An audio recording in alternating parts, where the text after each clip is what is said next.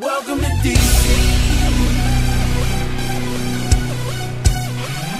You know where you're at, the USA Cup. You're taking it slightly, I'm taking it slightly. Now how you gon' act, oh you gon' be right back. Well we gon' be right here, we gon' be right here. You know where you're at, the USA Cup. You're taking it slightly, I'm taking it slightly. Now how you gon' act, oh you gon' be right back. Well we gon' be right here, we gon' be right here.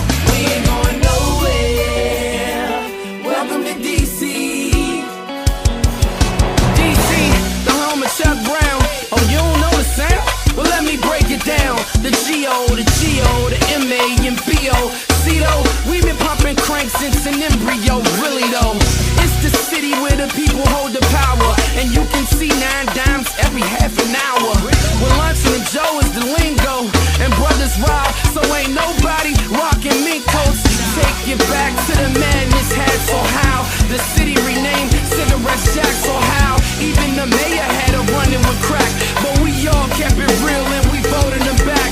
But we got no stars that spit on bars like BET wasn't birthed in our backyard. So our NEG, our essence in our backyard, the junkyard got us all going hard. You know where you're at, the USA Cup. You're taking it slightly, I'm taking it slightly.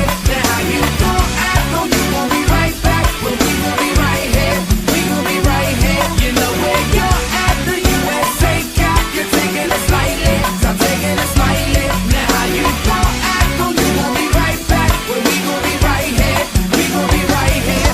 We ain't going nowhere. Welcome to DC. I'm from the city to district, I own up to it, but right now I got a real big bone to pick. When this industry gon' let us get some ownership, we gotta take it, huh? Well we own it then. This ain't a hit and run, no we're not an accident. More like a hit and hold, sorta like we tackling. And we crank so hard cause we be practicing, and this is just the beginning, Slim. We just scrimmaging, so lace up your Nike boots and pass with the Timberlands. When them brothers off the boat like they Gilligan, with a condition that we living in, got us fighting over land it ain't ours like cowboys and Indians.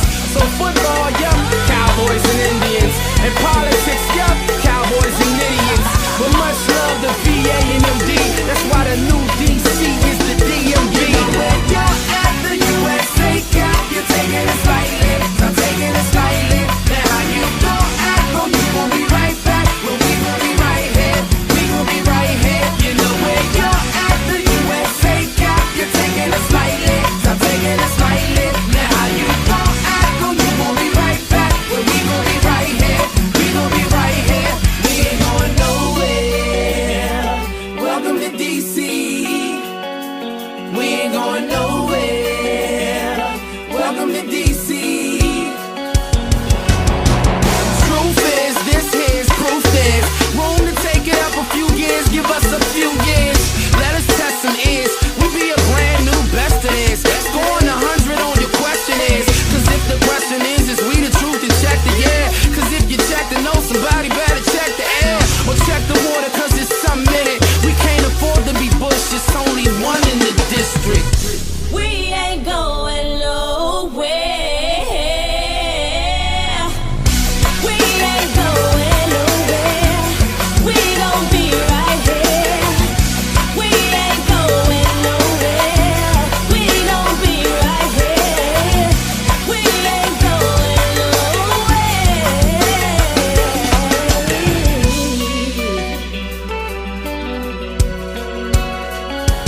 Welcome to DC.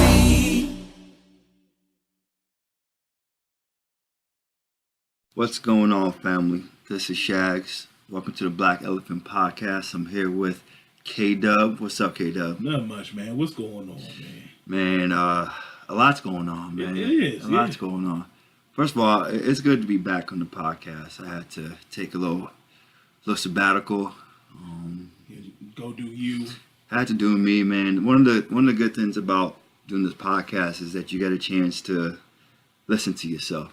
Yeah. And really reflect on what you're projecting out there to the world. And I told myself that, and we talked about this, is that what we're doing is not entertainment. You know, this is a movement we're trying to start. Yeah. And I really want to make sure that when I talk to people that I'm coming from a certain place. So I've been in the cave, just doing my research, just trying to learn, trying to improve myself as a person. Because again, this is a lifestyle and a movement. We're trying to change the world. Yeah, we are. And to do that, we have to be at our maximum capacity. Yeah. You know, like, to be completely honest, we're not just guys just jumping on the mic. Like, we're really trying to live what we're talking about. You know, we're trying to be. I know I throw that out there on like a social media post. Like, just, we're being, you Right. know. This is all authentic. This is who we are. And so, you know, sometimes we do have to sit back and say, hey, wait, you know, let me reflect. Let me get myself together. What am I doing? What do I need to work on, improve? Yeah. You know, because the reality is, like, once you put this stuff out there, I mean, it is not to be cocky, but like, people are listening. You know, like, people are responding. We're getting emails and stuff now. We're getting posts and people writing back to us and giving feedback and telling us how much they enjoy that. And I do want to give a shout out to those people too. You know, people who are really coming back and, you know, listening, and they've been faithful on this podcast, and we appreciate that. And that's the reason why we really want to make sure that we're handling business on our end to make sure that everyone's getting, you know, what they should deserve out of the Black Elephant podcast. So, Yes, sir. Yes, sir. yeah. I mean, I agree wholeheartedly with you. And Zeke's going to be here shortly. He's en route. But we wanted to make sure we get started because it's been a little bit since we've done one of these. And, you know, talking about changing the world, a lot in the world has changed. And, you know, we were talking before the podcast about whether or not we should talk about this, because I don't want to be so topical, because it's sort of becoming cliche now to talk about the post-election. Right? It is. But even as we were talking, and like I said, I know everyone else is talking about it, but I do believe that we're providing information and things that are different, maybe a different perspective, giving people something else to think about. So I do think there's value. I think there's importance in the conversation, you know, because, you know, our whole thing is, it's not just, you know, a lot of people are scared. A lot of people are fearful. There's people protesting. There's people going off. You know, like I said, even, you know, I do work at schools, and I had kids coming in crying in tears, fearing that families and they would be deported and things like that, just because of the outcome of the election. And, you know, I think that has to be addressed, even on a forum like this. Like, so I know other people are talking about it, but we have to have this conversation. And we're going to go a little deep into it, and we're going to try to. My objective for anyone listening is I want to calm you down, and I want to let you know that everything's going to be okay. And I want you to also know that the reality is, regardless who won that election, our conditions have been the same and are not going to change until we take active participation in our liberation, in our growth and development. Hillary Clinton, Donald Trump are not the ones who are going to save black people. We cannot let a white woman or a white man be our saviors. You know, and not to be so racial, and I can take it out of race. I can even say the president doesn't have the ultimate power. You know, there's Congress, you know, there's local governments, state governments.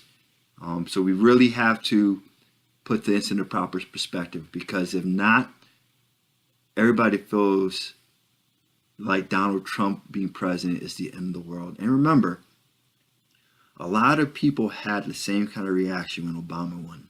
Yeah. He was actually labeled the Antichrist. I mean, this was propagated. People were calling Obama the Antichrist. People literally thought it was about to be the end of the world. There was a lot of the same emotions. Yeah. So what we're seeing now is the opposite side. You know, it's the liberals who are being emotional. And not to get too deep in this right now, but when Obama won, we really didn't see the level of protest from the people that we thought would have protested. All Yeah. the racist KKK members, they weren't protesting. And we know they're alive and strong. But now we see a lot of people who are anti-Trump out there being very disorderly. And so we have to ask ourselves the questions, who's really causing the turmoil? Who's the root of it? Yeah, yeah. I think that's real. You know, we go so many places with this. Like, the one thing I said, you know, even like I'm not gonna lie, Tuesday, you know, came back, got the results. I was like, dang, really? You know, by Wednesday, you know, just everyone I came in contact with, you know, people were really, really upset, really hurt. And so I had to sit down and really start thinking about it. The first thing I thought about again was like going back to the whole actual how our government operates and how the president isn't the end all be all.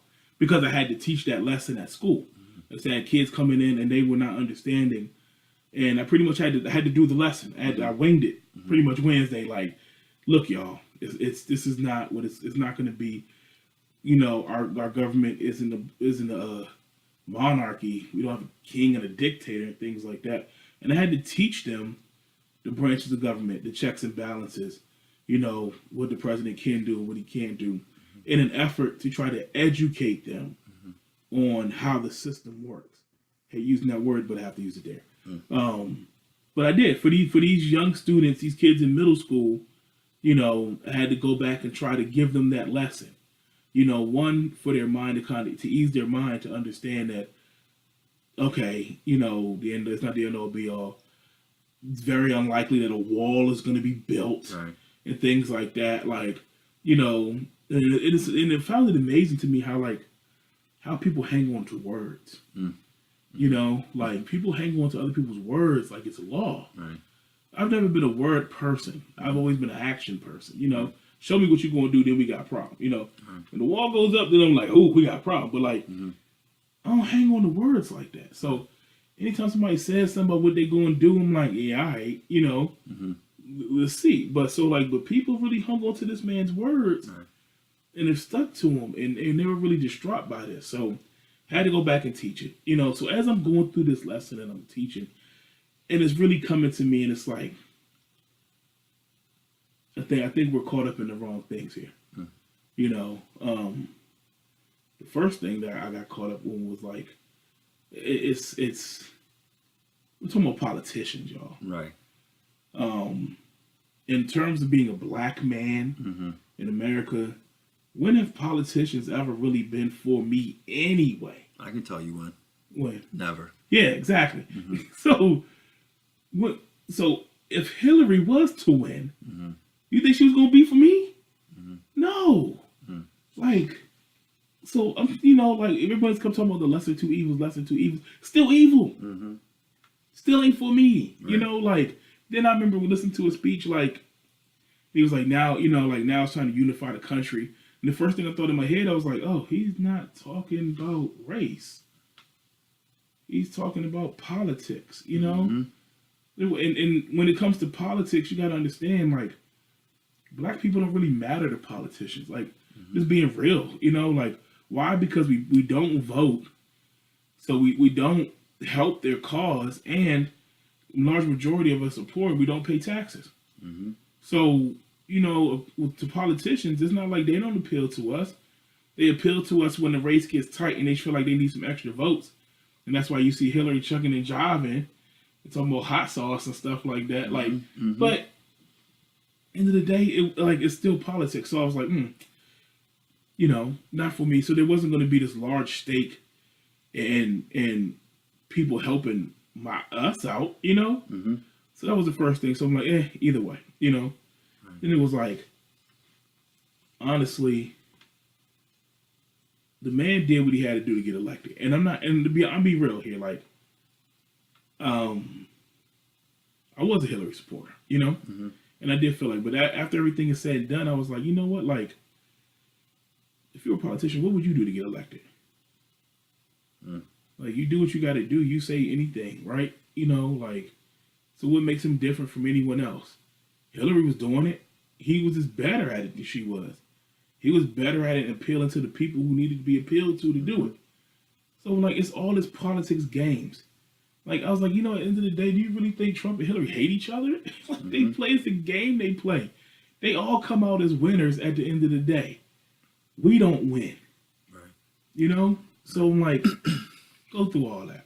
And there's so much more that goes into it than this. But I really started to think, like, honestly, like, it's not like it's going to be just some horrible, horrible drop-off. And then, like, I know I was explaining to you, and I've even told a couple people, that's like, yo, we survived Bush, yo. Like, understand the position we were in at the end of Bush's last term, like, depression, like, housing downfall, like, people were losing their houses left and right. We were going through a recession, wars that were unnecessary, and, we got drug into and things like that. Like, so we went through all of this stuff. We'll be okay. We made it through that, you know? Like, we always, as a people, black people, we always push through. We make it. So I don't think it's about who's in office. I really don't think it would have mattered, Right. We go ahead, say what you guys like.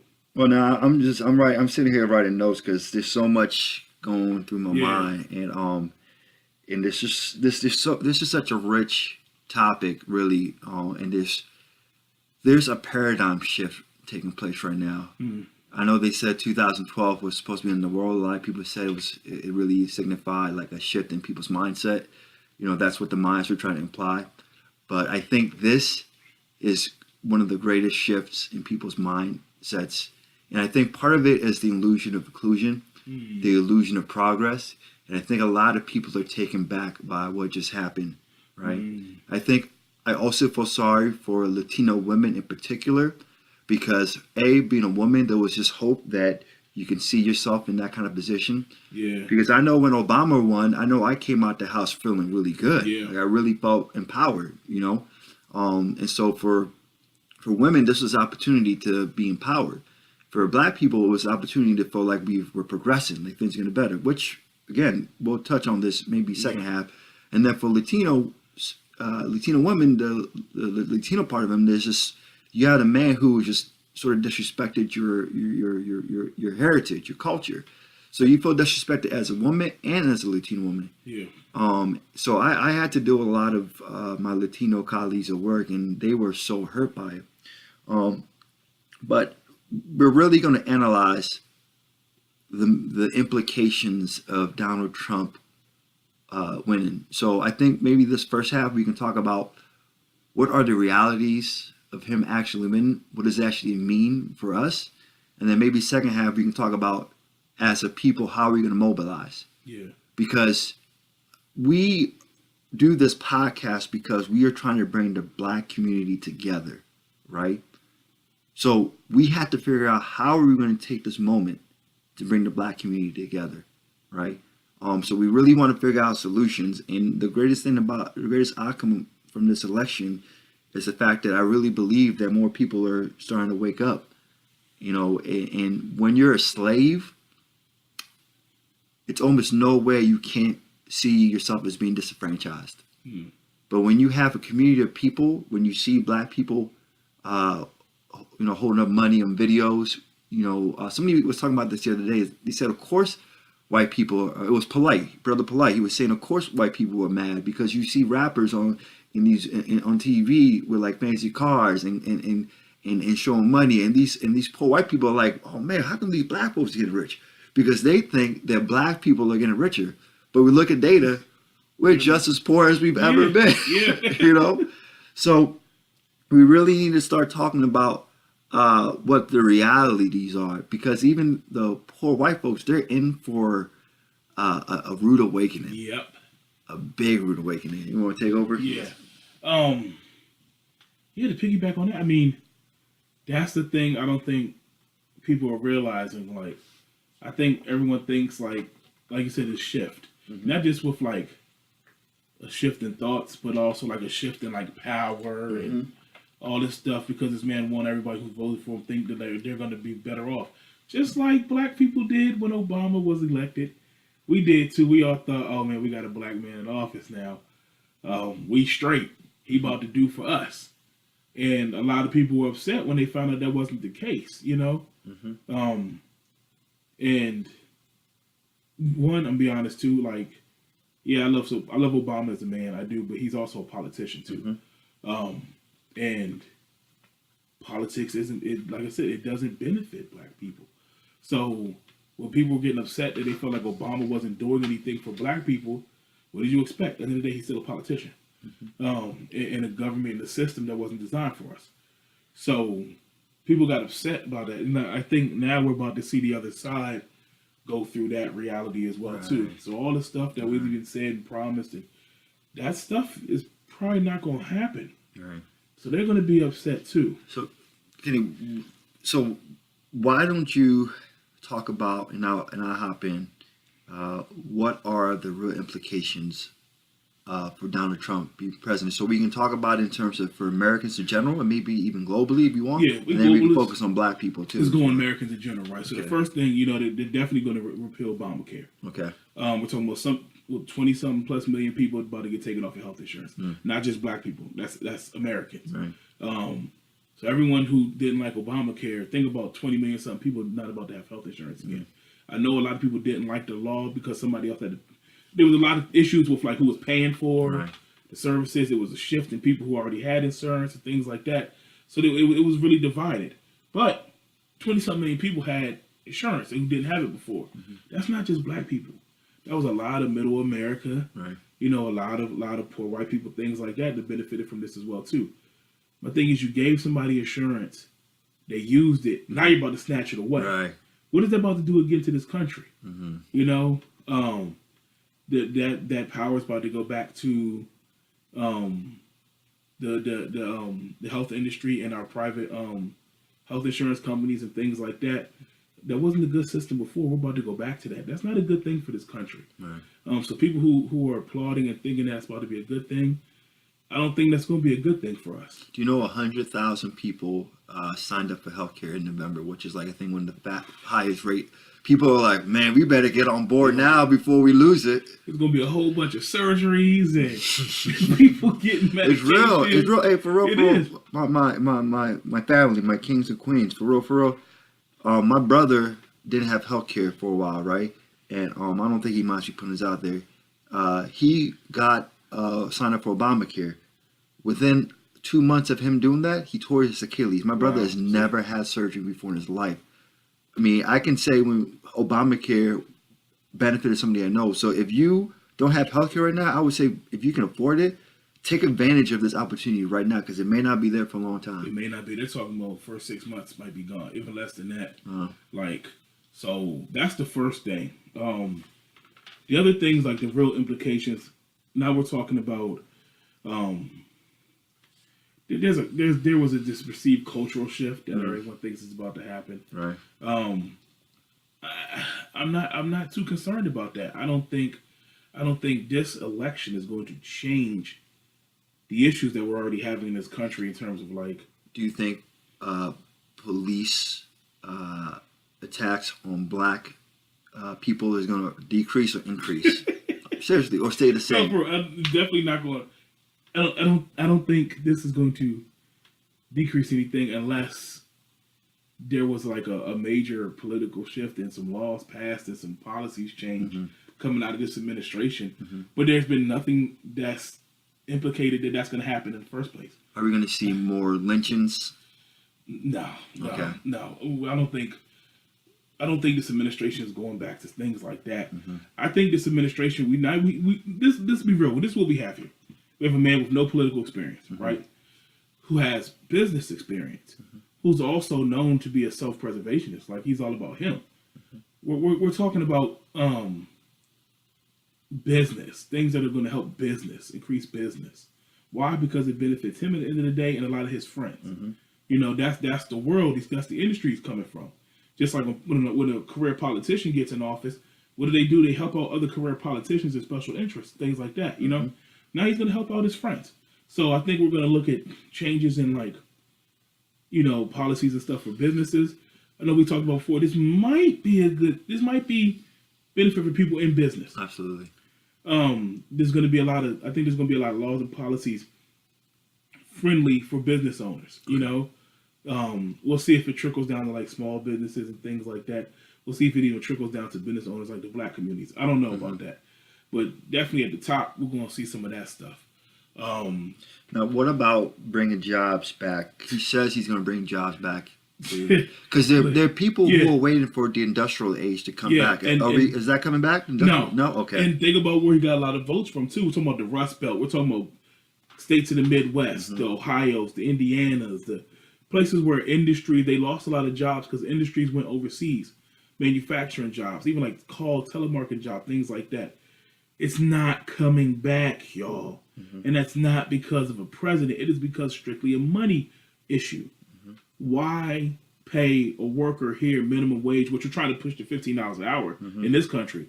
Why would I pay somebody $15 an hour here when I can go to Indonesia, South Asia somewhere and pay somebody $2 a day? Right. Think about that. $15 an hour in America, or $2 a day somewhere in another country. Right. That for any business person, they're gonna take the $2 a day. Like, it's all about bottom line and what helps their pockets. That's why the industry's left. That's just cheap labor. We're talking about cheap labor, and even in some places like cheap manufacturing parts, everything else is cheaper. So, does Donald Trump, in your mind, do you believe he has businesses overseas where he's benefiting and profiting tremendously from cheap labor? It's well documented. Yeah. So would it hurt him personally if he brought business back? Okay. Definitely hurt him. Okay. He has business dealings and interests in other countries, even in Mexico. Okay. So in Mexico, that's why I was like, build a wall and have Mexico, but he has business dealings in Mexico. He's not damaging that relationship, y'all. Come on now. But no. So those industries, they're not coming back. Okay. So another issue that was brought up heavily that people are concerned about in terms of Trump is immigration. That there's going to be this mass exodus, mass deportation of immigrants. Now, do you believe that's just another? What are the implications of Trump winning on immigration? No, because his whole stance on immigration was to build a wall. That was like his thing. First of all, come on, not gonna be a wall built. Right. I mean, rough estimates, we're talking about trillions of dollars to build a wall. It would like triple, quadruple our already national debt. And it's unconstitutional. Not going to be able to do that. And just from a personal standpoint on his interest, it hurts his interest anyway. He's had businesses, on the backs of undocumented workers and, people from other countries and stuff like that. Cheap labor, again. That's not going anywhere. Like, we're not going to be mass deporting people. Right. Again, for what? That stuff still has to be deemed as constitutional. There still has to be laws passed to be able to push people out. And also, this man's wife is from Slovenia. What you going to do? Boot her out? She got to go too then. But I think she has citizenship, though. But then there's a lot. So, like... I don't know if that's a fact, but she could. But even people who, are undocumented in this country. Right. Let's be real. If the country, if America is a country, one of those people gone, they would have been gone a long time ago. They still benefit. There's a benefit to this economy from having undocumented people here. Not to say that just because they're undocumented, no, but because they still do things to help this economy. Right. They work jobs that other people won't work. They work at low wages, things like that. So businesses still business still gets done. So can I add to that in terms of immigration? So we really think about what some of the fundamental issues people have in terms of illegal immigration. For some people, yes, it's race. They don't want to see people just come into this country who are not like them, whatever. Yeah. But we gotta remember, money makes the world go round. So the reason why the government really has, this is my opinion, but I think it's probably true, it's taxes. It's that you have people living here who are not paying taxes, and they're trying to figure out how can we get more taxpayers. And so I even heard Paul Ryan today say that they're not going to have some big deportation force. Or first of all, think about the implications of that. If in this day and age, but just think about in the social media age, if you see a bunch of vans just deporting people, think America cares about its international They have relationships. to. They don't Yeah. want to look bad. So that would cause huge disturbances, right? So there's not going to be a mass deportation. And plus, think about this as well. During Obama's term, he's actually allowed less illegal immigrants into this country than his predecessors. Yeah. And I actually work with somebody, well, a client of mine who just got is in the process of getting deported. It was about 2 months ago. ICE came to his house, took him from his house, and they're about to deport him. This is under the Obama administration. All right, so again, we know Trump was just catering to fears. It was a lot of rhetoric, So I'll let you continue with your, and we have about 4 minutes before we go to break. And I want to add a couple more implications before we go to break. But yeah, that's not going to happen. The one thing that may happen, but still, I can't see even like there may be more policies and laws maybe introduced to try to make things a little tougher for the illegal immigrants that are here. But that's also been attempted in the past too. So I don't know how successful it's going to be on that end.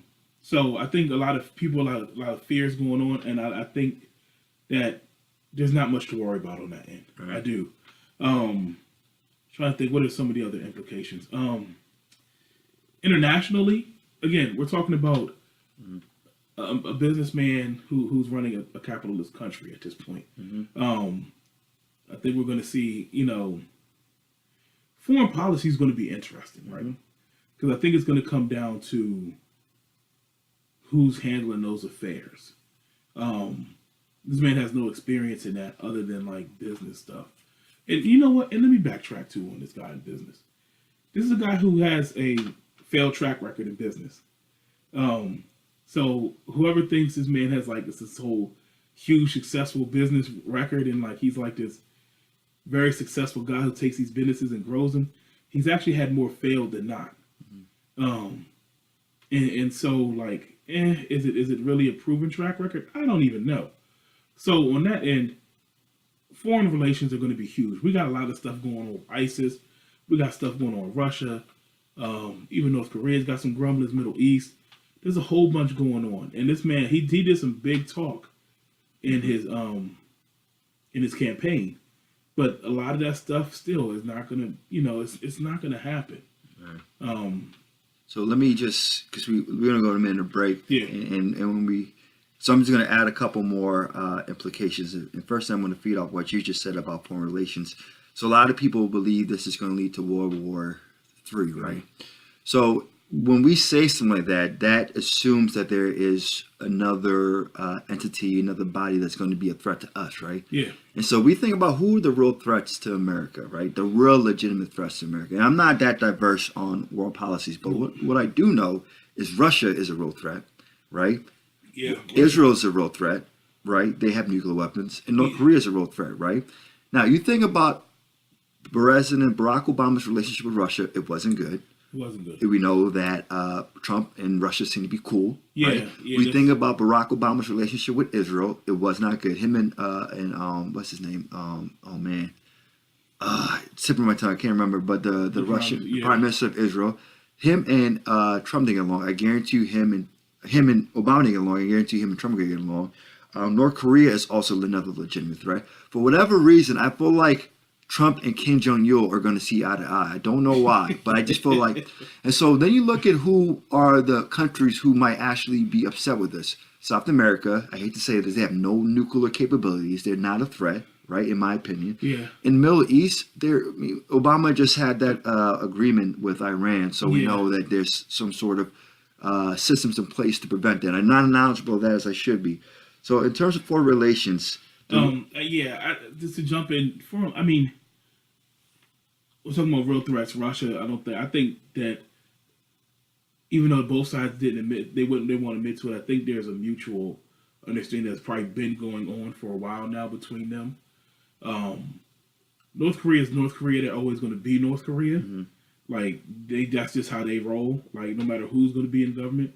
The thing about Obama is a lot of people thought he was very soft on foreign policy, but he relied a lot on diplomatic sanctions and things like that to kind of deal with a lot of grumblings and things that were happening in the world. Like Russia was hit heavy with a lot of sanctions, right. U.S. sanctions, UN sanctions, things like that.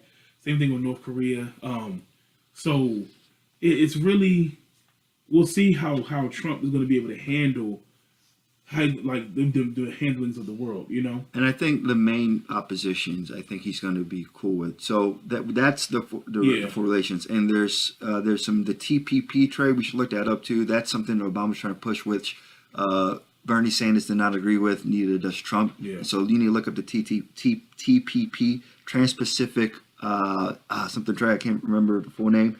The other implication, social programs are going to suffer. So any sort of public sector organization, any kind of agency doing work for any kind of social type of work is going to hurt, because Trump is really more about business. He's going to put more money towards actual for-profit businesses than towards social welfare programs. So we know there's a lot of waste in these industries. I know I work in that area, right? There's a lot of waste. And it might actually be better for him to cut back funding, because we're not really using our money effectively, in my opinion. So go ahead, Kenny. No, I agree.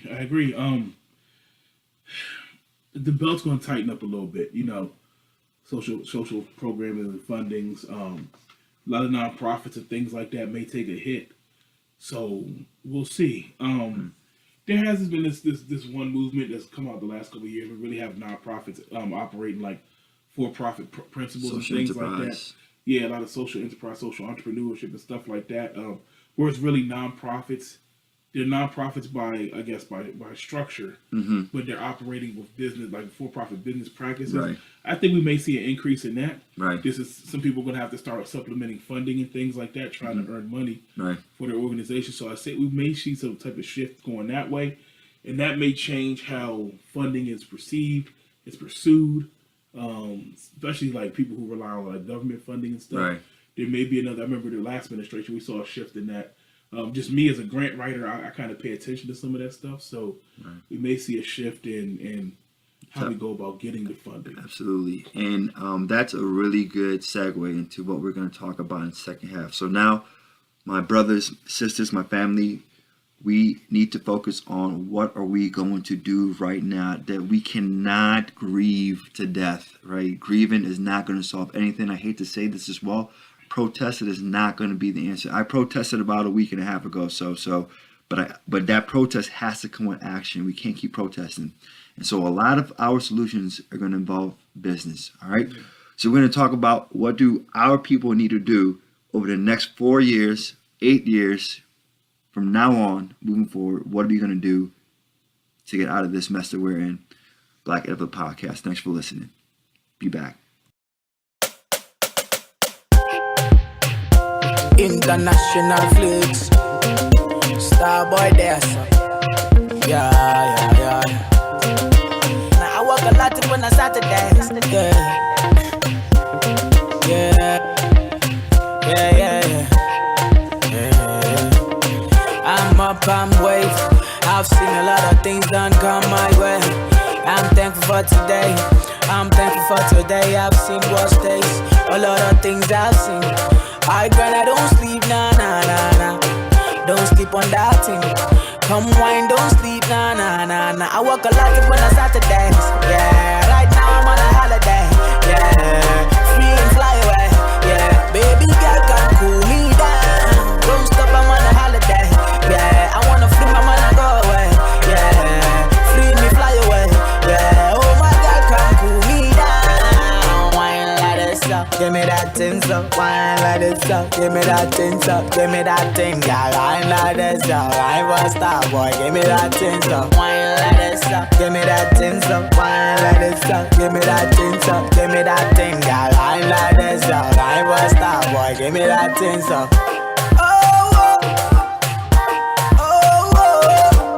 You be my pleaser. Call me my love and a teaser.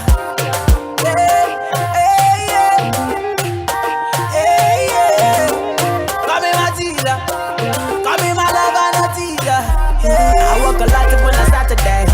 Yeah, right now I'm on a holiday. Yeah, free and fly away. Yeah, baby girl, come cool me down. Don't stop, I'm on a holiday.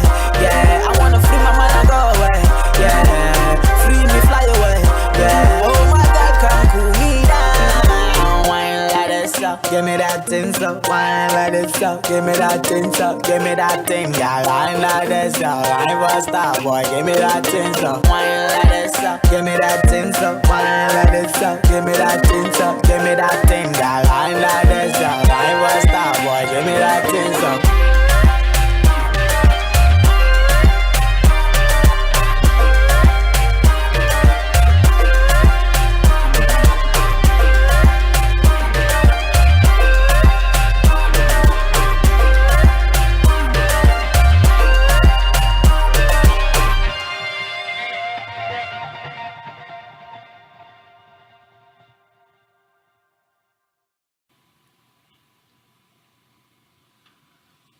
Alright, we're back with the Black Elephant family.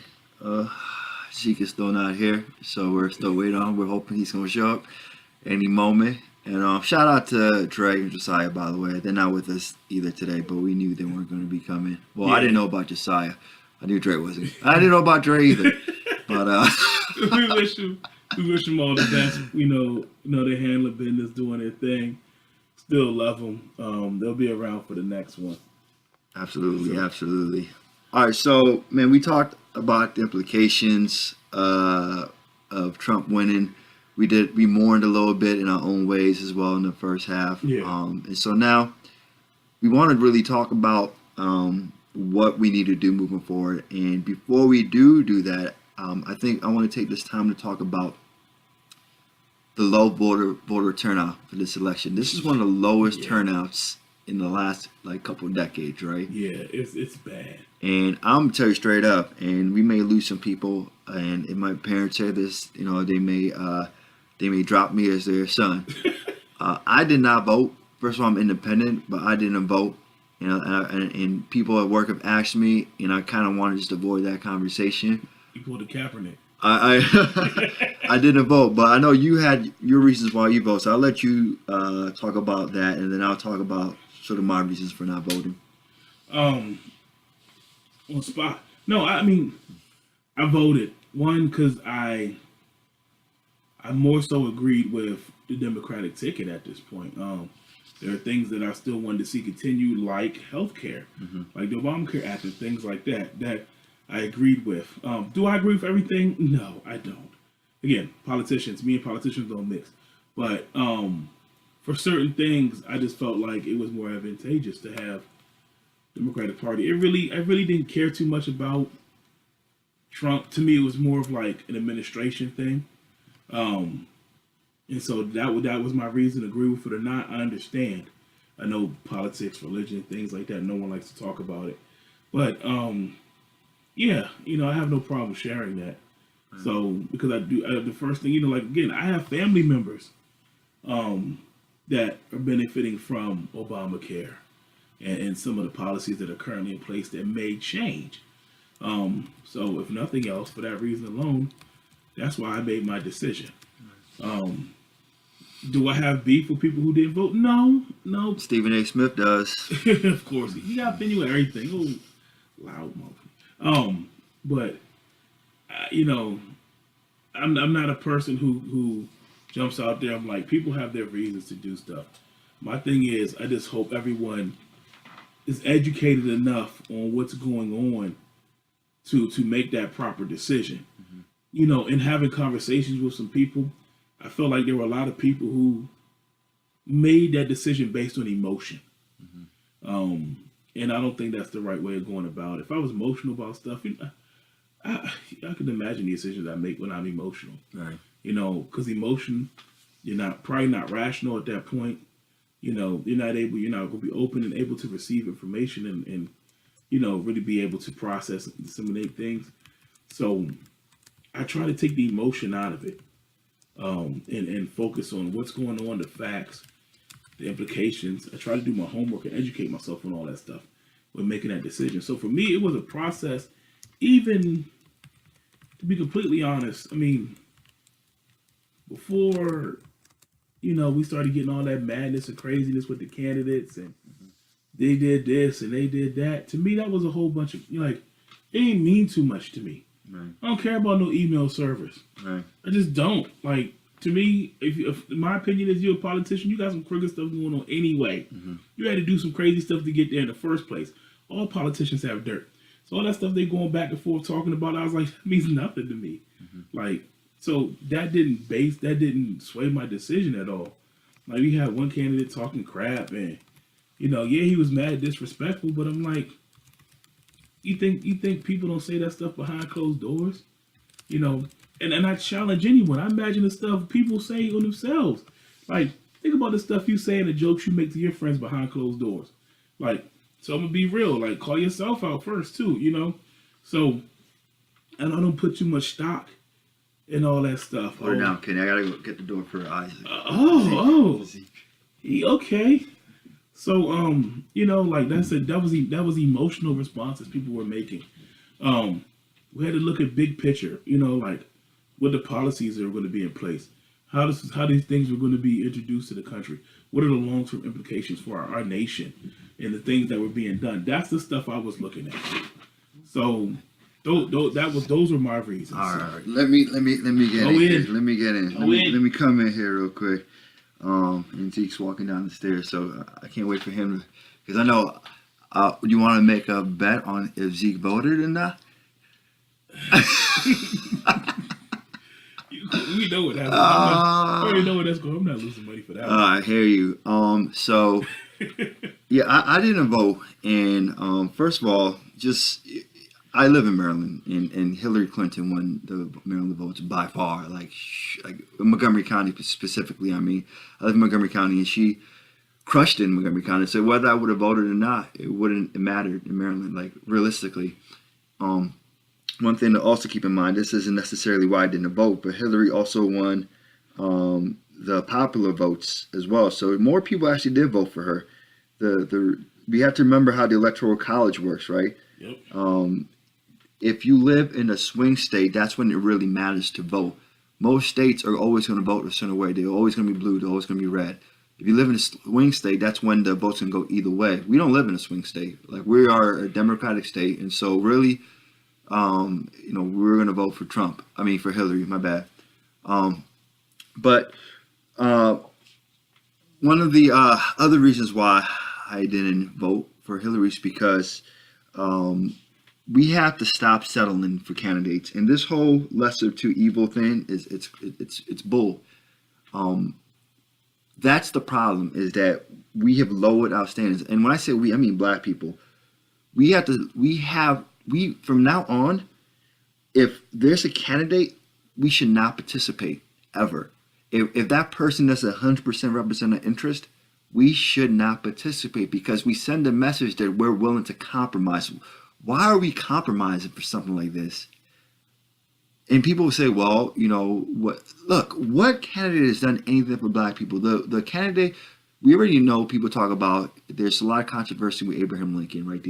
What was his intention for freeing slaves? Was it really for slaves? What was the economic reasons, right? We talk about even someone like Lyndon B. Johnson, who helped sign the Civil Rights Act of 1964. What was his intentions, right? I mean, there's never really been a president for Black people, right? They've had the illusion of being for us, but I don't want to talk about this long because we want to focus more on solutions, right? So we need to, from now on, build our local leaders, right? If we really want to get involved in politics, which we'll talk about as one solution, we need to start finding leaders from the bottom to build up into, if we want them to be president, cool. But we can't settle for presidents. We will send a big message if we say, we're not participating in your system until you actually have somebody who legitimately has our interest in mind. Don't we tell our children to aim for the best? Yeah. Now we're saying, nah, just settle. Yeah, but I think, one, I agree with that. I agree that we need to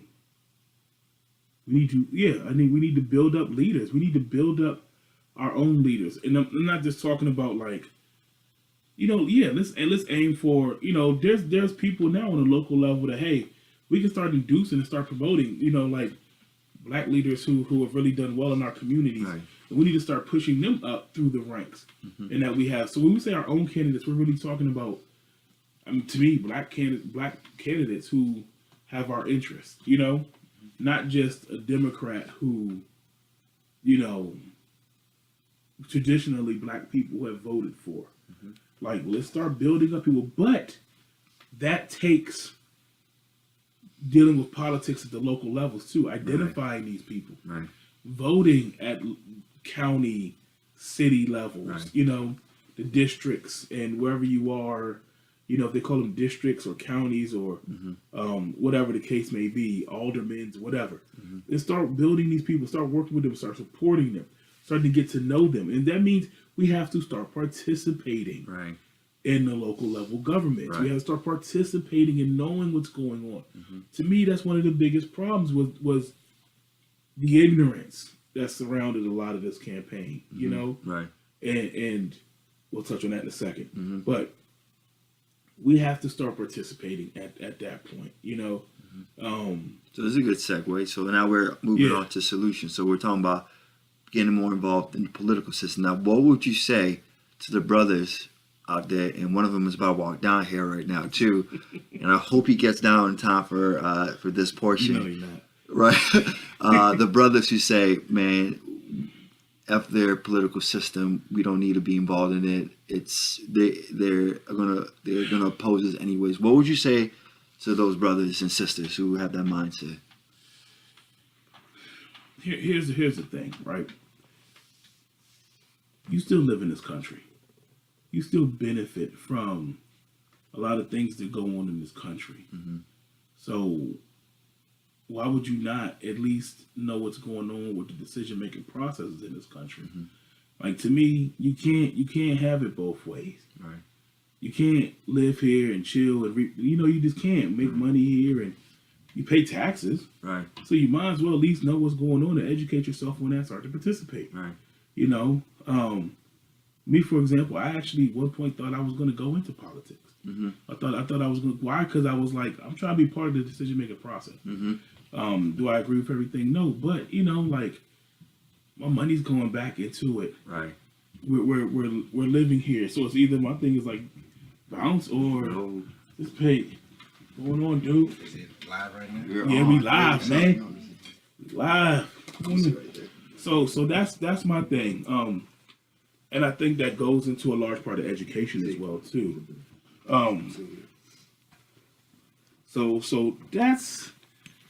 So Zeke has just walked in, and should we use your real name or do you have a alias? I don't want to put you out there. Shayla's cool. All right, we have Shayla here. Y'all remember from our very popular episode of The Black Family. So she's back here to talk. So we actually didn't go with our original topic, which was hold it. We're gonna use that later. So the topic is post-election martyrdom, right? And so the first half we talked about we grieved a little bit, right? And then we talked about the implications of Donald Trump winning, what that really meant, right? And so this half we're talking about the solutions. We want to focus on what do black people have to do now that Donald Trump is in office, you know, and really would it matter if Donald Trump or Hillary was in office. So the first thing we're talking about right now is politics. And so I guess we had a little bet going between me and Ketty. Okay. Did you vote? Oh, hell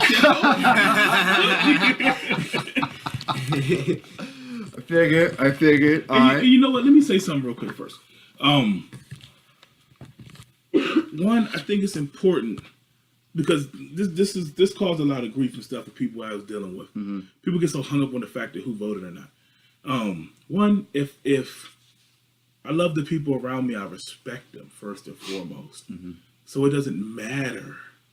You know, like we get so hung up on the people as what everybody else did. Don't matter. You know, like stop getting hung up on what the next man did, what the next man is doing. Like focus on yourselves and what you're doing to educate. So I appreciate this space. Right.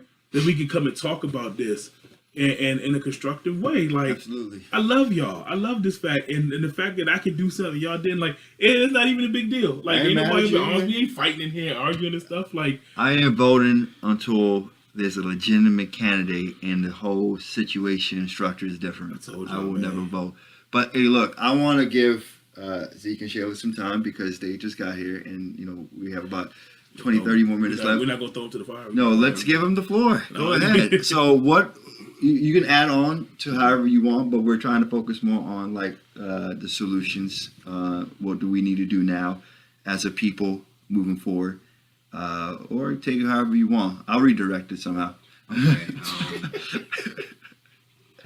All right, peace and love, family. I just think moving forward, we have to make sure we're having the right conversations. That's really all I feel. So when we're talking about politics, we gotta be talking about it from the right space.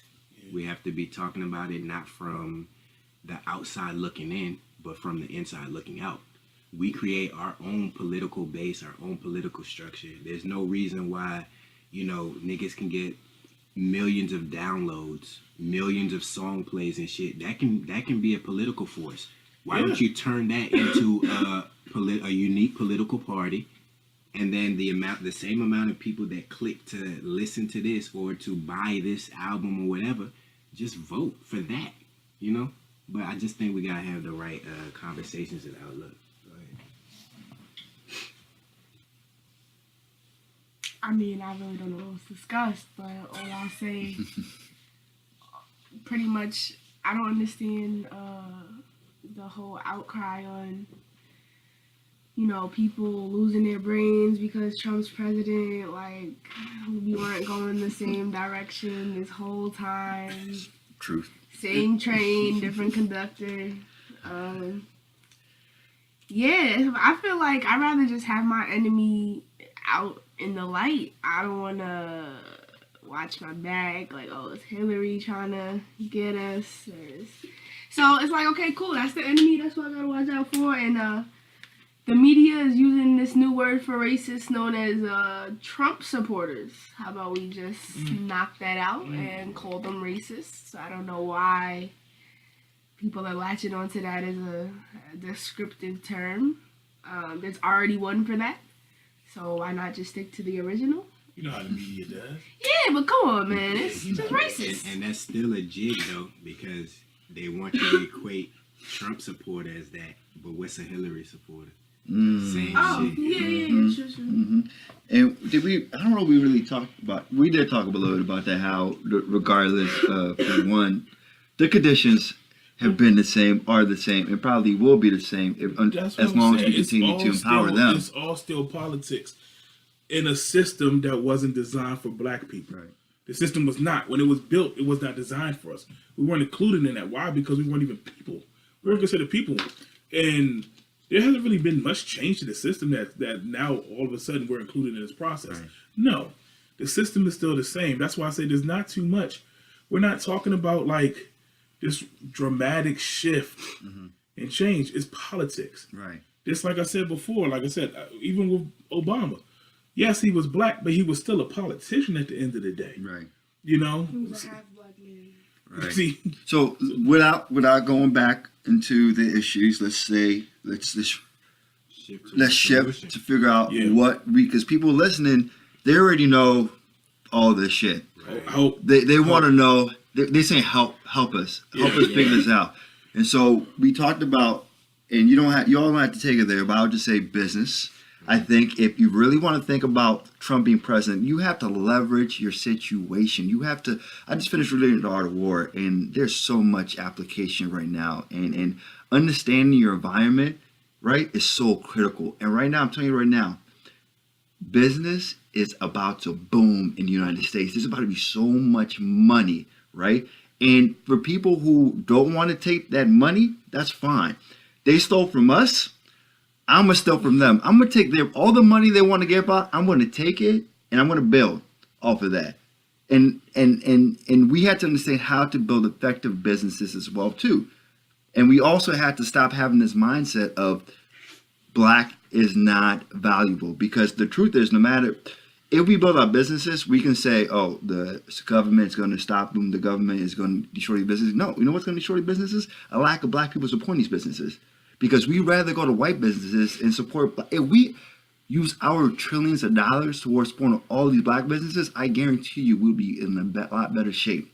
So all the money that the government's about to put into business, we need to get a hold of that right now, because it's coming. definitely agree. And if we're gonna talk about the business, is like let's really get on that and stop believing that there's certain systems and protocols holding us back. Learn a skill, perfect a service that you're able to provide, and then tell all your fellow Africans that they have to now come to you in order to get this good or service. And that's how we start building, literally just like that. Because we've been having this black business conversation for like how many years now? Man, Malcolm X has a video talking about this, and Marcus Garvey. So go ahead, Kenny. No, the formula is there. The issue is that we keep going back to the previous systems and stuff, trying to get validation. Bump that. Like I said, if we use our knowledge, spending power, and things like that, we could decide we can dictate what we want to do. Even speaking on business, one thing we forget too, that business is global. We don't have to be confined here. It doesn't have to be just conducted in this country. So true. Business is global. Like, I'm working on some stuff outside of this country. I don't care what happens here. I'm making money somewhere. I'm gonna be all right. Also, when we talk about business, I look at it also in terms of freedom. And not just being a slave to wage and nine to fives and stuff like that. One of the biggest things I always gripe on, and I always hear, especially from the black community, is this whole concept of government job. Remember when government job used to be like the end all be all, and it was like you made it if you had a government job. The hell is that? No, we're talking about establishing yourself in terms of financially freeing yourself. You control and dictate your financial situation when you own business. Also, when you conduct business, you're more inclined to learn and mind your surroundings. You learn what's going on. You open your eyes and educate yourself to certain things. Even if it's just what you're focusing on at that point, your trade, your skill, whatever, you still expanded yourself. Right. It takes a certain drive. It takes a certain determination to do business also. That's expanding yourself. That's stretching yourself. And then you have to rely on other people. So if we go back to your black people, your African people, and say, hey, this is where it's at. Let's link up. Let's do business together. Right. And that's the one thing that we don't do. Right. But the formula's been there. Right. Like I said, people talk about this for a minute. This is nothing new. It really isn't. There's nothing came out 2016 that was like, oh, this is so radically different. It's been the same formula. Right. And there's more. It may not seem like it, but there really is more access to this now. And I say this with this in mind. Think about all the brothers who are chasing these. I hate to say it, and if you listen to this is just true for you. All these unrealistic dreams about trying to be rappers and trying to be athletes and trying to be entertainers. My God, if we put all that energy towards Mammoth's actually trying to get skills to help the community. So when people tell me that all these barriers, man, a lot of these barriers are self-imposed. And I know a lot of these brothers have this mindset because of the messed up environments they live in, right? Because this country's got us thinking all we can do to succeed is be that. But man, wake the fuck up. That's all I gotta say is like, you're not going to be the next LeBron. You're not going to be the next, I don't even follow, who's the rapper, you follow, who's a popular rapper right now that's popular? Lil Uzi, whoever Lil Uzi is, no disrespect to you, Uzi, but take your energy, if you care about the community, man, please redirect your energy. But see, that's the thing, those rappers, it's like, the rappers that's doing this, that's not their interest. If you literally, here's their mindset, because I literally talked to somebody trying to be a rapper, trying to do this, and he said to me, well, like, what if what do you say? What if such and such didn't sign up for this, or what if Jay-Z wasn't trying to, change the world and help his people, and what if that's not his responsibility? What if that should be left for somebody else? It's like, that's their mentality. Right. And if that's the case, it goes back to, okay, just grab the mic, go in your closet, close the door, rap in your basement, don't put nothing on YouTube. Right. But that's the people that we trying to ask to help us out and be a part and start a business. The business people in this community bringing in the bread is the drug dealers. Yeah. And you look at them and say, what? No. I need those new Jordans. I need those new this, that. I need that. It's like the money that they're grinding to get is for nothing. So how are you looking to the most business well-rounded individuals? No, half the people don't go to college, don't know what business, how to even create a business in this state. Right. Because there's laws, there's so much. If you're convicted, forget about it. So you might as well just go find someone who's starting a business and work for them. Right. So it's like half the people are even eligible to even start a business with their mindset and their governmental requirements. Right. So it's like, man. Yeah, just to piggyback. True shit.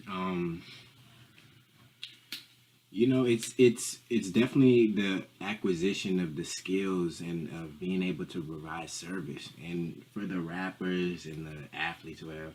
Well, for the next LeBron James thing, nobody can be LeBron if they can't beat me.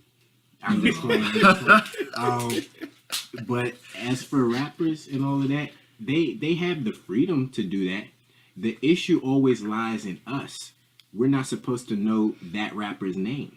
That's where the issue lies. If anyone wants to record music, right, and if white people want to give that a platform and want to support it, that's cool too. But in regards to our community, our circle, and I say community, although we don't have one yet, but in regards to our support, that should be literally non-existent in our thought process. We shouldn't know who a Jay-Z is unless Jay-Z was doing A, B, and C with that platform. Once again, you're talking about people that literally, I'll get on live, start talking my hot-ish, and they're like, how you gonna blame niggas for wanting A, B, C, D, E, F, G? We ain't never had nothing. We want some stuff. Right. And this is what we look at as stuff. Right. Yeah. Who's to say once you get A, B, and C, what happens? Right. Let me know what happens then. What do you do? Well, what do you do from there? Right. Sell the stuff that you just worked so hard to buy? If you go broke again, you gonna re-gift your shit? That's what niggas end up doing. They'll grind hard. Let me get these Balenciagas. Let me get these Louis Vuittons. And then guess what? When their pieces ain't hitting, when the trap's not boom, all right, so let me just sell these. Go right back and then what's next? What are you doing next? Like, what comes after that? Well, We're going in on these folks. yeah, I guess, and this goes back to the voting thing. We just have to have the right type of conversation. The people that still need to get certain material things, and I want to preface this statement by saying I don't believe righteousness is synonymous with poverty or not having nice name. I believe like being good in your heart, we're supposed to have, the good people are supposed to have all the best of everything. You know what I mean? But when we're dealing with, how can we tell a guy that needs to get certain items or materials, it's like, well, that's just low vibration shit. Right. You know? Half of the niggas on low vibration So shit. with that being said, those are the unknowers. Those aren't the doers. Those are the sheep. So it's for us, the knowers and the doers, to not entertain any low frequency shit and to also show how we're able to thrive in the system, not survive. Because a lot of times people will look at people having the conversations we're having, and then they'll look at the people talking like a Jay-Z or Nicki Minaj, and then they will compare, well, the Jay-Z and Nicki, they look like they're right here, and y'all talking the real shit look like y'all right here. So we have to show them that we can actually surpass the Nicki and the Jay-Z simply off of the energy and the shit we're bringing out. And that's what's really going to be the big change. But in regards to anybody not doing things that aren't progressive, we have to get to the point where it's literally non-existent in our world. There was a time I heard a Dick Gregory interview. He was saying how black people before they could even like ride the trains for real and shit like that, they would be like bellboys or something. But he said there was a point in time where they started dressing them up into uniforms. And he said the white people on the trains would actually be laughing at them. And he was like, even though I kind of didn't, sometimes I don't be understanding what the point they be trying to make with certain shit, but he was saying like, they were laughing at them, realizing that they weren't invisible anymore.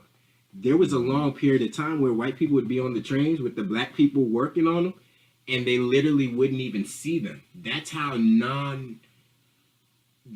unimportant we are to their world, right. to where you could be servicing them and they don't actually really notice you there. You're just part of, like, that comes with the That's train. still today too, because even when I was at work, I'm stocking shelves, and Shorty will catch herself getting something over my head. I'm like, Right. Like you're not even there. you don't get your stuff on my back. Yeah. Yeah. And let me just add in, because we want to talk about more solutions. We don't want to.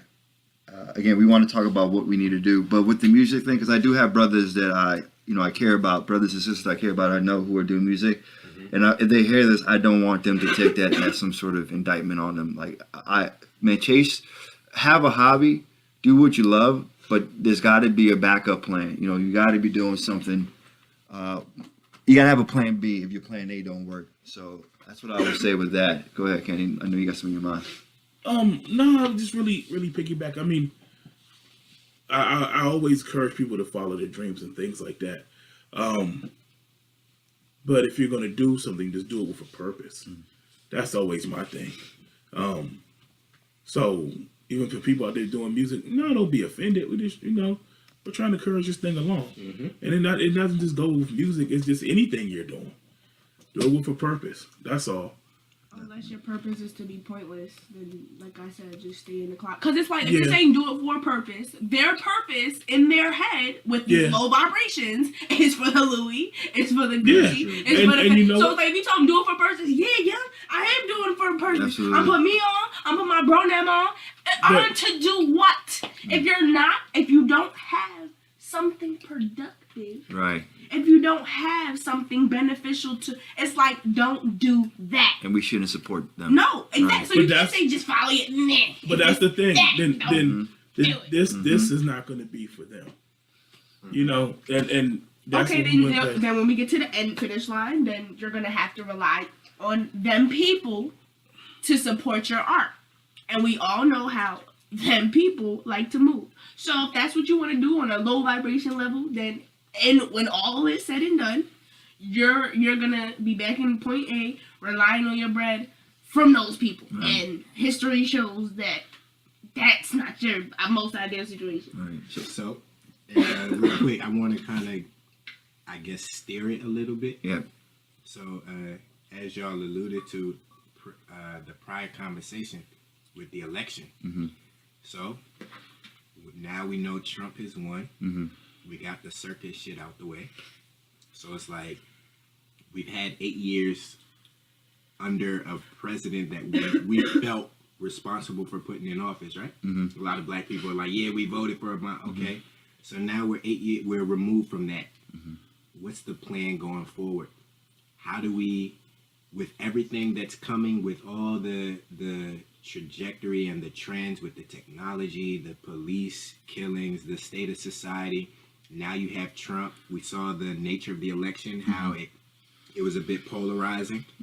So in regards to solution talk, my question is, what are we going to be telling people? How do we maneuver? How do we proceed? Yeah. How do we stay safe? How do we thrive? How do we make money? How do we build up? Right. Well, and we've talked about, the importance of building businesses, right? Because it's economic power that we need ultimately, right? And we also have to get more involved in education, right? It's whether we're homeschooling more, whether we're, there was a time where black people actually created their own colleges. These are colleges that were out of the control of white people. Yeah, there have been colleges that have been funded by white people, but we've created our own colleges in the past. We've created our own schools, and there are people doing that today. There's a business, and I will look them up before this podcast and shout them out. I think it's Seneca's Montessori School. They follow us on Twitter, but this is a school that focuses primarily on African education, right? We have to get involved in local politics. I believe as long as detaching is definitely a solution, but before we detach, we need to build, and then we detach. So while we're in Polite had a good video the other day that, man, I encourage everybody to look up Brother Polite on YouTube, post-Trump election. I think that's the title. he gives some really good solutions about what we need to do and how we need to use what they have against them and to build for us. And ultimately, this is the last thing I'm going to say, and I'm going to let y'all take over. We have about 10 minutes left. We need to go back to Africa. No if and buts about it. We can continue to try to, I think acquiesce is the word, or assimilate, but they've already shown us they're not giving up their power. They're not going to give up their country. There's 72% of them in this country still to this day. Yeah. And people are projecting, black people are going to grow. Black people are going to be a minority. Yeah. First of all, there's a time where people said that the United States back in the 80s was not going to be the number one GDP, gross domestic product producing country in the world. That didn't happen. So predictions, we saw them predict that Hillary was going to win. So all these people predicted, stop listening to the prognosticators, use your mind. Nothing says they're going to stop killing black people. We already know back in the 40s and the 50s there was a baby boom. Who's to say these white people are not going to have a huge baby boom again, and they're not going to be 80, 90% of the population. So all these people hoping that eventually we're going to outnumber them. We're not going, I'm telling you straight up, we're not going to outnumber them personally. And depending on Hispanic people to be our allies, is not necessarily a safe bet either. Don't pound on it. Only way that's gonna work, because you have to think of it this way: how is there gonna be more of us than them when we're in a position right now where we can't even reproduce properly? So if we have more women out here than men, we're gonna do what? Go to war with women and children only and die? Okay, so the only way this is truly gonna work, if y'all really think it's about to go down like this, is if we grab up the guns and break out the jails. Now, how are we really gonna get away with that without getting murked with the tanks? It's not going down like that. If we're not gonna be able to break our brothers. So honestly, for the jail part. The jail is a business, it's an industrial system on our backs. So when I talk to my brothers, I'm like, yo, why are you buying these brands? And why are you shopping here? And why are you doing this? It's like anything made in the USA is made in a prison. So if we're literally supplying the demand for us to get locked up. Anything that you see, say it again. We're supplying the demand for us to get locked up. So every time one of the homies gets home and wants to get flee, and you see somebody get locked up a week later, you incarcerated your own brother, because you wanted those shoes from those people that don't fuck with you, and guess what they do? They don't want to give up their money hiring people that need to work. They want 74 cents a day prison labor, and we make up more than half of the jails. Connect the dots. It's like we need to get their money. We can't keep teaching, we talk until we blue in the face, because some dudes ain't gonna get it. If they're eating microwavable meals and Hot Pockets all fucking day, smoking blunts to their fried, drinking lean, they ain't gonna get it. I don't care how long you sit and talk to them. They want to be on that block. They like the way the gun feel against they stomach, and they like that shit. They love it, okay? So at the end of the day, that's not doing nothing. I'll sit with the niggas on the block and talk all day, and it doesn't matter. Okay, so as far as that, talking, that's cool. You need to get people invested to it. I did something so simple. Share something with y'all. Just lost my job for being called a bitch. I asked my brothers and sisters, like, yo, taking this to court is pointless to me. A white man called me out my name. I had to surrender my self-respect, my fight, and I'm a pit bull. Always been one. So it's like, I'm hearing my people behind my family, you should have done this different. You should have done that different. I legitimately got fired for speaking out. So at the end of the day, I'm calling up my brothers and sisters, yo, taking this to court, I don't got the money or the time for that. They can throw 10 times the amount of money I think I got for it. So that's pointless. At the end of the day, I'm like, yo, hit my brothers and sisters, like, yo, I'm trying to pull up at this store on their busiest day. Y'all don't, any little money y'all got, that's cool. I'm trying to buy up a shitload and return that junk. Because I know the systems within the store of the inconvenience I'm about to fucking cause. Feel me? I'm not asking nobody to go to jail. I'm not asking nobody to waste $1. I promise you're going to get it back. But since their policy says if you don't like it after you try it, return it. And I've seen all these nasty white women returning wrappers of empty shit. Bitch, you know you fed your whole family off that shit, okay? And you gonna return it. So guess what? I'm gonna empty out half the bag, okay?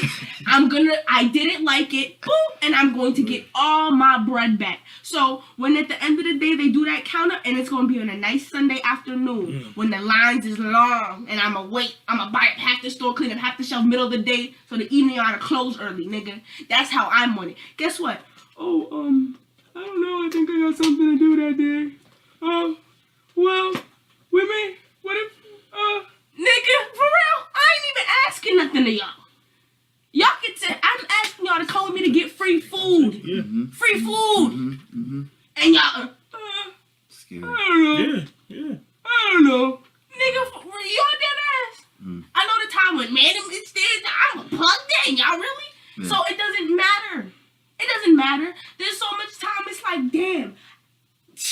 Kicked in the face, punch, like, none of that shit matters. So, I'm the first person, I'm trying to grab up the gun and go to war, but it's like, for what? Right. We're gonna do that, it's gonna be a Nat Turner situation, we win one little battle, and then niggas gonna be at the end waiting for us with the guns drawn. So, we gotta play it smart. Attack their fucking money, and that's exactly how I'm on it. I'm going to attack their money, and I'm not losing $1. Going to court, that's losing. I'm not doing that shit. I'm not getting shit else from it. Like, give it to the government, I'm not giving no. I'm gonna go in there and make y'all store smell like shit.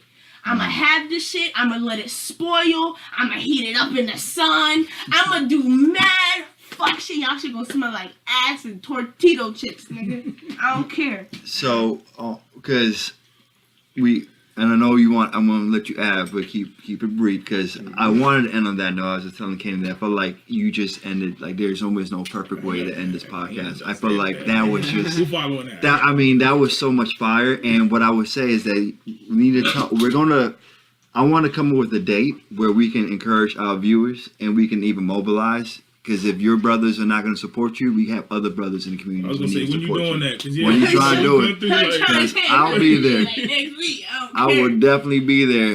Because, it's time. Like, it's like, what, we going to meet him after work? Then what? Right. Then what? Because Right. you know how I likes to handle it. I likes to go that way. Right. So, but it's like, I'm going to do that, then what? We going to get locked up. He going to probably have an uncle that's a chief and police. Right. So it's like, you gotta man, be smarter. screw that. We You can gotta be get playing smarter. smart. Exactly. Any little way, that's how I'm, and mess around with American Express, they give you your bread back even if the store dope. They gonna snatch it right from their account. So, but nigga got them cards, use it the right way. Yeah. That's it. It's all about how you play the game. Yeah, beautiful. Reading between the lines just like they do. Yeah, Beautiful. Everything was great. That even just that energy.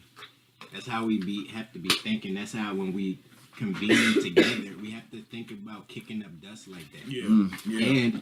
And to further piggyback on what you were saying, Shag, the whole detachment thing. Yeah. It's called. I want people to understand when they hear the word detached, don't think of it surface level.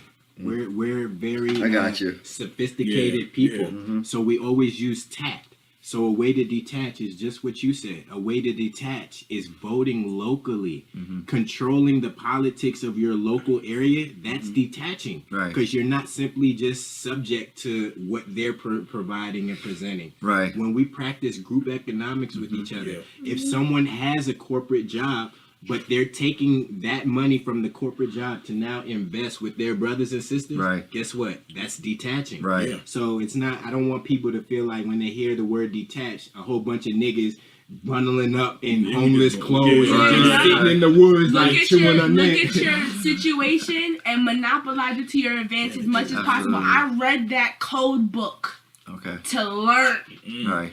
how I can get food and not get fired. Honestly, I feel like they fired me over that because they couldn't fire me over the other shit that I was doing the right way. Any customer I have pull up, is this soy?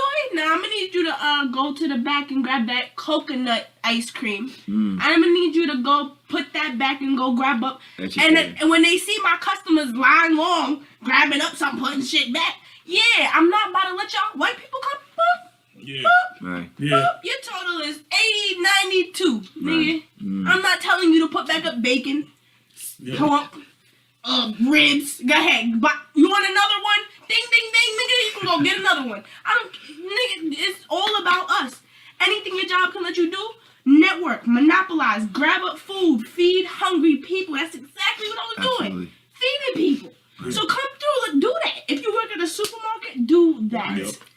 monopolize your. If you have clothes and we work in a clothing store, grab up them junks and sell them to your people. That way you're getting the bread back. If you're not a fashion designer and you work at sell those clothes, anything.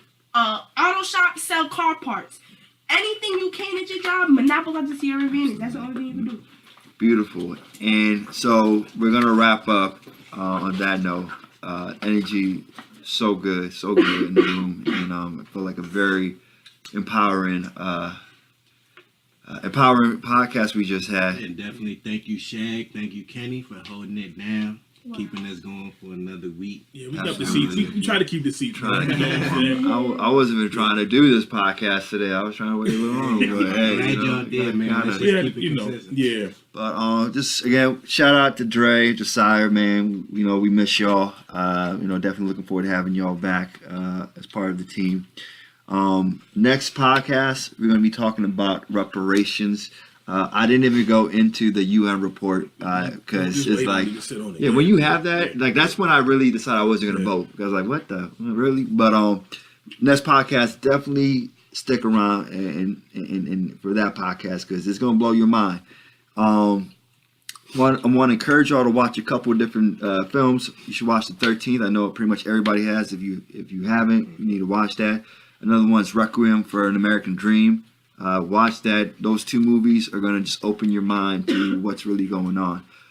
Go ahead, Ken. Nah, shout outs. Before we get shout outs, though, what you got going on over there? And you grubbing hard. You got to let folks know. Always grubbing these what's podcasts. going on, though. Like people hearing this, that joint probably sound real good. My man was smacking hard. Hey, I forgot the mic right here until you just said that. I was like, oh shit. All day. Y'all can hear it. So anyway, this is just some arugula with spicy chickpeas, mushrooms, tomatoes, and this special dressing I made, and that's it. It's smelling right in here, though. It really is great. And there's some chickpeas. You want to try something else? Yeah, definitely. I'm about to get down in a second. Yeah. It's watermelon smacking on the mic in this joint. Like, my bad if y'all heard all that. Nah, they're used to. We eat every podcast. yeah, every podcast we always eat it. This is real authentic. Man, we were belligerent one podcast. You just heard like glass, plate clanging. We don't care. All right, black businesses. Again, we just spent a whole half talking about the importance of supporting black businesses. So we're gonna give y'all some black businesses. One of them is not local, but what these brothers are doing is great, and we need to support them. Roots Collective. They have a website. I think it's rootscollective.com. You can also go to Instagram and type in Roots Collective. They have a podcast called Roots Radio. I've listened to every episode. If you are empowered by what you hear here on this podcast, you've got to check out what they're doing at Roots Collective, man. Those brothers are powerful. Also want to shout out Elite Bodies by Jeff. That's the name, right? Yeah. That's the brother we had on here a couple of weeks ago. If you're trying to get right physically, go there and support the brother. Any other businesses? We got to shout out Black Compass Clothing. Absolutely. Brothers in the local brothers in the area doing it. They also giving back. They're doing a lot in the community as well too. Also shout out our sponsor, Just Tent, longtime sponsor. So anytime you need your tent, not just car but commercial also, they get you right. No bubbles in your tent like some other places. They get you there. So go down there, tell them you listen to Black Elephant. You down with BMV. You might get a discount. I don't know, but you might talk to them a little bit. But, any other businesses? I know we ain't about to forget BMV. Nah, can't get that. We were going to do the social media plug. Was that what you were covering? No, we get there. So. Yeah, man. Go ahead, man. I'm trying to be humble about it, but go ahead. You got to check us out, www.bmvmagazineonline.com. You check us out. We're all over social media, Facebook, BMV Magazine, Instagram, BMV_magazine, Twitter, BMV_magazine, Snapchat. We might have like one up there, whatever. But go ahead and check us out. Go ahead, Black Elephant. Yeah, for sure. So you can find a Black Elephant on Twitter at DA Black Elephant. That's the Black Elephant. You can find us on Instagram at the Black Elephant Podcast. You can email us, let us know your thoughts about what we're doing, whether you agree or disagree. we just want to get the conversation going. You can email us at theblackelephantpodcast@gmail.com. We also got a YouTube site. We took some videos down, but we got all these podcasts are going to be up there. You just type in the Black Elephant Podcast on YouTube, and of course SoundCloud. Type in the Black Elephant Podcast. You find us on SoundCloud. I don't know the Snapchat, but I know you hold that down. That one is Black Elephant PC, I think. Okay. Email us to find out. How about that, right? And any other plugs you want to plug your because you're doing a lot on social media. Yeah. Okay, so I do a couple live videos on Facebook, so you could Drew Che Fendi, DRUCHEFENDI. I'm still transitioning my direction for my music and all that, so stay tuned for that. And get the Snapchat off the Facebook. So you definitely have to check her out because I know y'all just heard her go in. Oh, and some alkaline meals. I'll be posting some of those joints on Snapchat. So like I said, you can get the Snapchat from the Facebook. I do a lot of cooking. Don't get it twisted. It's not just alkaline meals because I am a pescatarian. So there's some fish there. All right. Fried, grilled, It's gonna be season 2. We're gonna have another podcast of Black Health, and we'll have. I'm going to bring out the kitchen, man. Oh yeah. We'll be in the kitchen. Overhead cameras and stuff, man. Definitely shout out my cousin Justin Wilson. Keep doing your thing. Always supporting you 100%. Absolutely. All right, and last shout out to my homie, my brother Molly though. Man, he has a mixtape that just came out, and I'll tell you that definitely in terms of hip hop, it's not my generation of hip hop. It's not my style of hip hop. But yourself like that? Man, I'm just being for real. It's not me. As I hide this, and the thing is, I told him straight up. He asked me what I thought about it. I said, for real, it's not my style of music, but I can see how other people would bang with it, and I would say that it's raw, it's real, and the brother is definitely becoming more conscious, and so we're gonna play one of his tracks in this podcast. Okay. And yeah, I think that's about it. That's it, yo. Man. All right, y'all. Black Elephant Podcast. Glad to be back. Reparations now. Check it out next podcast. Peace.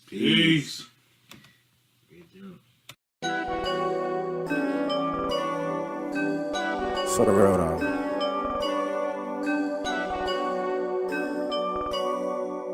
Trail got wings, bitch. The beat plug. All it out.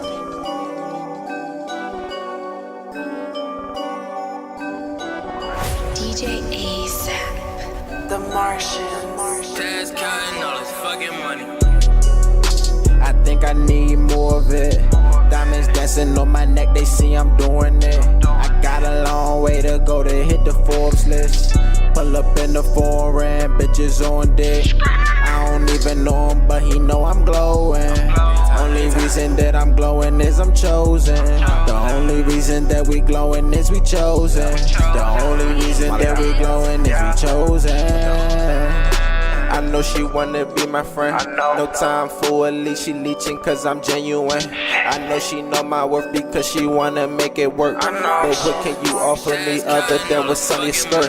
They know we got the juice. She mad I fucked her and I told her that Molly is through. I know my mama said that's not what you supposed to do. You only live once, I do what I wanna do. Pull up in the new coupe, pop up out the two-door, flex on niggas cause I can. 30 piece, me and my man was stuck off in the jam. If he run up, I'ma let them fucking bullets dance. I can't stand up both bitch. Remember days ain't had shit. I think I need more of it. Diamonds dancing on my neck, they see I'm doing it. I got a long way to go to hit the Forbes list. Pull up in the foreign, bitches on dick. I don't even know him, but he know I'm glowing. Only reason that I'm glowing is I'm chosen. The only reason that we glowing is we chosen. The only reason that we glowing is we chosen. Hey, chosen, yeah. Same old work than Hulk Hogan, yeah. I don't fuck with no Lindsay Lohan, yeah. Gotta stay putting chose me, she love me, or do she want my G's? Yeah. Took a trip to Cali and met Master P, yeah. Took a trip to Cali just to get some hundreds and some thousands. Had to tell my ex bitch, cause she be wildin'. New bitch, she bet she round skin, I just might take her to an island. Pull up in that skirt, it's a lamb. MVP when they pack us down like I'm Cam. I just get the money and I'm gone like a Zam. I done seen 100 piece like I'm Wilt. She done had 3 shots now that she built. Money stand tall like that bitch on stilts. Yeah. I think I need more of it. Diamonds dancing on my neck, they see I'm doing it. I got a long way to go to hit the Forbes list. Pull up in the foreign, bitches on dick. I don't even know him, but he know I'm glowing. Only reason that I'm glowing is I'm chosen. The only reason that we glowing is we chosen. The only reason that we glowing is we chosen.